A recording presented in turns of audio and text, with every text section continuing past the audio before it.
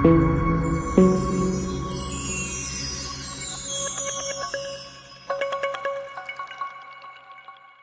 Dear students, मैं पीके सिद्धांत स्वागत करता हूँ आपका अपने channel CSIR and JAM chemistry by Siddhant पे। डियर स्टूडेंट्स, आज का जो लेक्चर है वो बड़ा इंपॉर्टेंट है। पिछले लेक्चर भी बहुत इंपॉर्टेंट थे। पिछले लेक्चर में मैंने आपको बताया था कि किस तरह से हम डेल्टा जी नॉट के साथ जो था हमारा ई नॉट सेल का जो हम लोग करते थे, हम लोग ई नॉट सेल का रिलेशन निकाले। मैंने आपको बताया कि भाई एक इक्वेशन लीजिए, फाइनल इक्वेशन, और उसके साथ क्या कीजिए कि दो अलग अलग, जिसके लिए तीन हमने हाफ रिएक्शन उठाए। देखिए समझिएगा बात को कि हमने क्या किया यहाँ पर कि एक इक्वेशन लिया। देखिएगा मैं आपको बता रहा हूँ कि मैंने क्या किया, एक इक्वेशन लिया ये, और ये इक्वेशन बना किससे है, तो ये तीन इक्वेशन अलग अलग इक्वेशन से मिलके बना है। ठीक है, ये क्या किया है, ये तीन अलग अलग इक्वेशन से मिलके बना है, जिसमें एक पार्ट था ए, दूसरा पार्ट था बी, सी की जरूरत नहीं पड़ी, इसलिए इन दोनों से हमने मिला के इसको बनाया। जब इसको बनाया फिर हमने क्या किया कि डेल्टा जी नॉट लिखा, तो delta G naught A B equal to delta G naught A plus delta G naught B, मतलब ये वाला इसके लिए डेल्टा जी नॉट ए, इसके लिए डेल्टा जी नॉट बी हमने इसको लिखा। चूंकि जिसको पलटा था हमने वहाँ पर माइनस रखा, माइनस रखने के कारण क्या हो गया, हमारे पास आंसर ये आया कि delta E naught A B क्या आया था हमारा 0.404, जबकि delta G naught A B कितना आया था, तो ये वैल्यू निकल के कुछ और आया, ये वैल्यू निकल के कुछ और आया था, और वो वैल्यू क्या था -2.424 एफ। देखिए हमने एक ही इक्वेशन के लिए डेल्टा ई नॉट निकाला 0.404 और डेल्टा जी नॉट निकाला क्या -2.424। लेकिन जब उसी में हम आगे बढ़े, जब हमने उसको अलग अलग तरीके से लिया, मतलब ए और सी के बीच लिया हमने उसको, तो ए और सी के बीच लेने में हमें क्या दिखा कि ए और सी के बीच जब हम ले रहे, देखिए तीन इक्वेशन है, यही रहे आपका तीन इक्वेशन। ठीक है, तीन इक्वेशन के सारे वैल्यूज भी हैं। जब हम इस बार हमने ए और सी को लिया, तो ए और सी को लेने पे क्या हुआ कि ए और सी को लेने पे हमें क्या करना पड़ा कि सी को हम एज इट इज रहने देते, ए को पलट देते हैं। तो पता चला कि फिर से हमने यही यहाँ वही किया कि हमने दोनों इक्वेशन को यूज किया, यूज करके हम उसको लेके आए। फिर लेके आने के बाद जो है हमने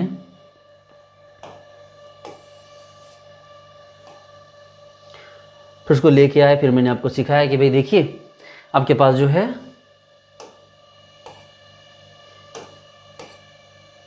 शिट, चलो कोई ना, फिर मैंने आपको सिखाया कि दोनों को जोड़ा, दोनों को जोड़ने से हमारा डेल्टा ई नॉट ए सी क्या आ गया आपको, जो ई नॉट ए सी है 1.212 वोल्ट आया, जबकि डेल्टा जी नॉट ए सी क्या है -2.424 आपको एफ आया। ये मैंने बहुत अच्छे सिखाया आपको, आप देख सकते हैं।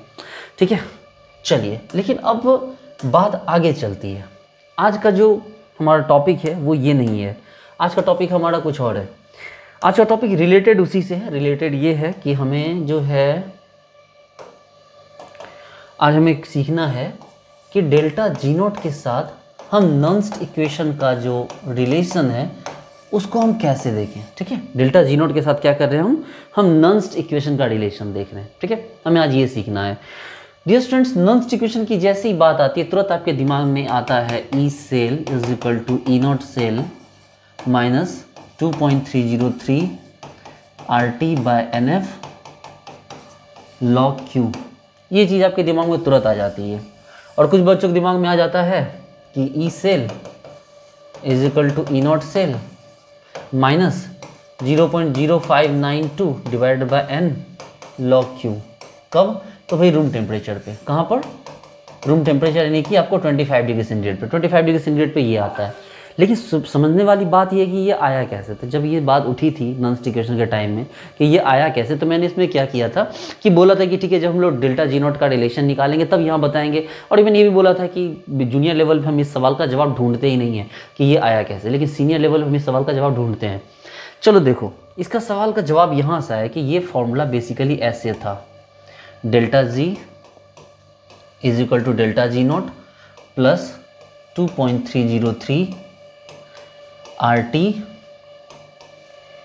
log Q। हमारा मेन फॉर्मूला यहाँ है, delta G equal delta G naught plus 2.303 RT log Q। ये हमारा मेन फॉर्मूला है। चलो एक काम करते हो, ब्रेक करो इसको, -NF ई सेल के लिए हम बस ई रहने दो। ठीक है, ई रहने दो, क्या लिखना ई सेल फालतू में, सेल ही तो है। डेल्टा जी नॉट के लिए क्या है, या लिख दो, क्यों परेशान होना। डेल्टा जी नॉट के लिए -NF ई नॉट सेल लिखो, लिखने में क्या जाता है, प्लस 2.303 RT log Q। अब या तो तुम इसको इधर लेके जाके क्या करो, NF से तुम डिवाइड करो, या एक काम करो सबके नीचे -NF से डिवाइड कर दो। देखो सबके नीचे -NF से डिवाइड कर दो। अगर ऐसा करते तो क्या होता है, माइनस एन एफ खत्म, माइनस एन एफ खत्म, यहाँ हो जाता है। तो भाई इसको थोड़ा सा ऊपर ले चलते हैं हम।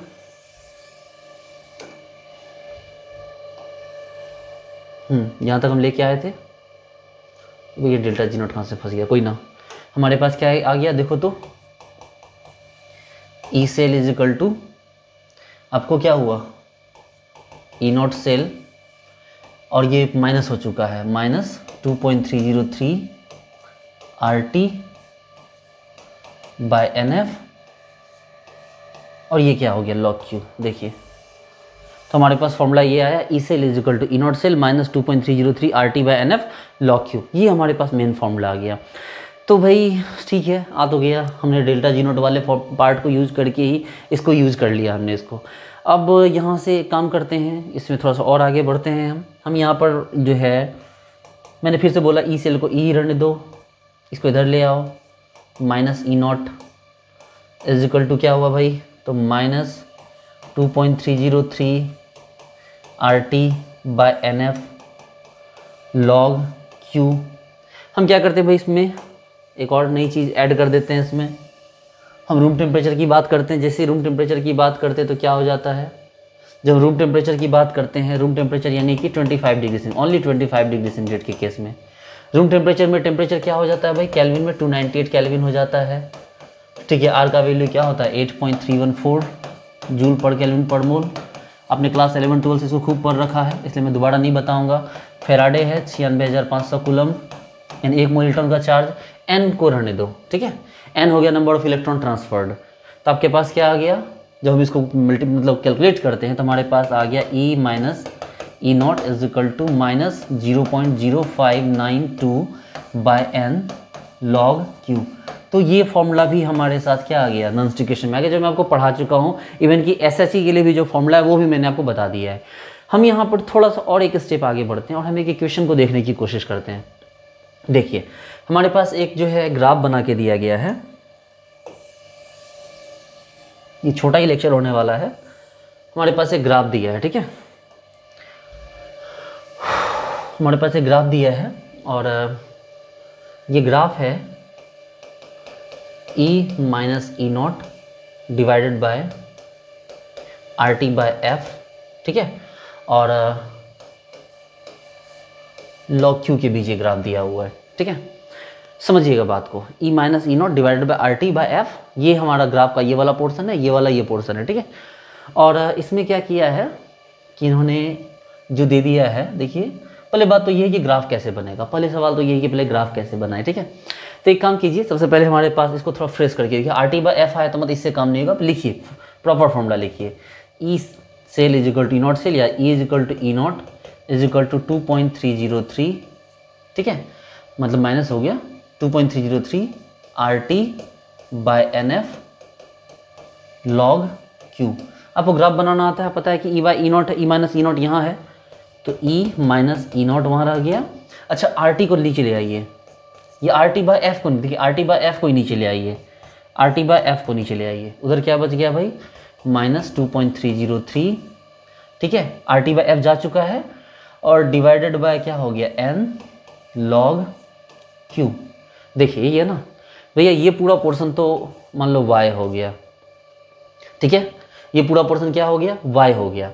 अब ये जो पोर्शन है गौर से अगर देखिएगा तो आपको पता चलेगा ये हो गया m और ये पोर्शन हो गया x। देखिए y equal to m x और c इंटरसेप्ट यहाँ 0 है, ठीक है, तो y equal to m x plus c, देखो ये क्या हो गया y equal to m x plus c, यानी कि ये कौन सा इक्वेशन है भाई, तो ये स्ट्रेट लाइन इक्वेशन। देखिए यही ना x है भाई, मेरे लॉग क्यू क्या है x है, और ये क्या हो गया, ये आपका y है, देखो ये y आपका और ये वाला पोर्शन क्या है x है, इसके साथ m आपको लगा हुआ है। तो पहली बात ये स्ट्रेट लाइन है, पहली बात तो क्या हो गया स्ट्रेट लाइन है, और दूसरी बात कि इसका इंटरसेप्ट क्या हो गया नेगेटिव हो चुका है। देखिए m का वैल्यू क्या आ चुका है, तो m का वैल्यू है देखिए माइनस 2.303 बाय एन, तो माइनस 2.303 बाय एन ये इसका इंटरसेप्ट है, मतलब इसका नेगेटिव इंटरसेप्ट होगा। देखिए इसका इंटरसेप्ट नेगेटिव है तो मतलब इस तरह से हो सकता है, ठीक है, इसका इंटरसेप्ट नेगेटिव इस तरह से हो सकता है भाई, ठीक है। अब सवाल उठता है कि चलो ठीक है दो अलग अलग, मतलब ठीक है ना, नेगेटिव इंटरसेप्ट है यहाँ पर, देखिए ना m नेगेटिव है ना आपका। अब चलो इस तरह का आपका स्ट्रेट लाइन बना, स्ट्रेट लाइन बन रहा है, देख रहे हैं आप, लेकिन आपसे पूछ दिया इसमें एक और सवाल पूछ दिया, ठीक है, इसमें 3 इक्वेशन अलग अलग दे दिया ऐसे करके, ठीक है, एक ये है, ठीक है, इसको दे दिया आपको ये ए, दूसरा दे दिया बी और तीसरा दे दिया सी, मतलब 3 स्ट्रेट लाइन बन रहे हैं। गौर से देखिए, इसमें 3 स्ट्रेट लाइन बन रहे हैं, ठीक है। और एक और दे देते हैं डी। सबसे पहली बात तो इसमें आपसे क्वेश्चन ये पूछा गया कि बताओ भैया ये कौन सा जो लाइन है, कौन सा लाइन है जो नॉन स्टिक इक्वेशन को सपोर्ट नहीं करता। सबसे पहला तो पूछा गया कि ABCD में वो कौन सा लाइन है जो नॉन स्टिक इक्वेशन को सपोर्ट नहीं करता। तो आप तुरंत बोलेंगे सर यहाँ पर हमारा इंटरसेप्ट नेगेटिव है सर, ये जो डी लाइन है सर इसका इंटरसेप्ट जो है ना सर वो पॉजिटिव है। गौर से देखो ऊपर की तरफ है, इंटरसेप्ट नेगेटिव नहीं है। और अगर इंटरसेप्ट नेगेटिव नहीं मतलब ये उसको फॉलो नहीं कर रहा है, तो डी को आप कैंसिल कर दो सबसे पहले। चलो भाई कर दिया डी को कैंसिल। अब आगे ABC, ठीक है। अब ABC जो आ गए, अब इस ABC में क्या कर रहा है कि इसने, थोड़ा सा मुझे मिटाने दो यहाँ पर, आप कोई ना मिटाने नहीं है, इसको और थोड़ा ऊपर लेके चलते हैं। चलो वही बढ़ा जाओ थोड़ा सा, ये देखो। अब यहाँ पर क्या कर रहा है, यहाँ पर दे रहा है कि आपका ABC दे दिया। अब इसको मिलाना है आपको, 3 1 2 मैच करना है। ABC है, इसमें से किसका वैल्यू 3 आएगा, किसका वैल्यू 1 आएगा, किसका वैल्यू 2 आएगा, ये मैच करना है। थोड़ा सा सोचिए, आपको जवाब मिल जाएगा कि वो जो ABC है उस ABC में किसका वैल्यू 1 आएगा, किसका वैल्यू 2 आएगा, किसका वैल्यू 3 आएगा, ये आपको सोच के बताना है। थोड़ा सा टाइम लीजिए, वीडियो को पॉज कीजिए, सोचिए क्या आंसर आएगा इसका। सोच लिए, चलिए अब मैं इसका आंसर आपको दे रहा हूँ। देखो भाई, जब मैंने बोला पॉज करके सोचने के लिए, तो जब मतलब आपको सोचना है, ठीक है, टाइम पास नहीं करना। तो अब चलो, आपके पास m का वैल्यू कितना दिया हो, -2.303/n है। अच्छा सोचो, जब अगर 1 रखते हैं हम, अगर सपोज करो हम यहाँ n का वैल्यू 1 रखते हैं, तो m का वैल्यू क्या था, बहुत ज़्यादा निगेटिव आता है, मतलब निगेटिव स्लोप सबसे ज़्यादा होगा, ये वाला देखो। अगर स्लोप सबसे ज़्यादा निगेटिव आता है तो ये होगा, और स्लोप सबसे ज़्यादा निगेटिव कब आएगा, जब नीचे वाला वैल्यू सबसे छोटा होगा, और वो क्या होगा, 1 होगा। तो ये क्या होना चाहिए, 1 होना चाहिए। अच्छा, अगर n का वैल्यू 1 के बदले 2 हो गया तो ये इंटरसेप्ट छोटा हो जाएगा, मतलब इसका जो निगेटिव वैल्यू वो क्या होगा, कम हो जाएगा।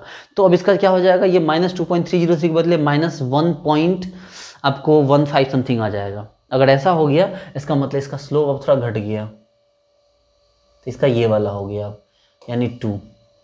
और अगर 3 रख दिया हमने तो ये वैल्यू और छोटा हो जाएगा, ये स्लोप और छोटा हो जाएगा।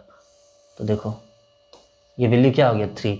तो बड़ा आसानी से बता सकते हैं कि सर ए का जो वैल्यू है, ए का वैल्यू है 1, बी का वैल्यू है 2 और सी का वैल्यू क्या है, 3।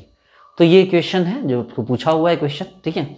इस तरह से इस क्वेश्चन को भी हम लोगों ने किया। तो नॉन स्टिक इक्वेशन और जो गिब्स फ्री एनर्जी के बीच जो रिलेशन था, वो रिलेशन भी हमने पूरी तरह से कंप्लीट कर लिया, ठीक है। अब इस पर और भी काफ़ी सारी चीज़ें ऐड होनी है, हम लोग करते रहेंगे, ठीक है डियर स्टूडेंट्स। तो मिलते हैं नेक्स्ट लेक्चर में। Thank you so much, bye.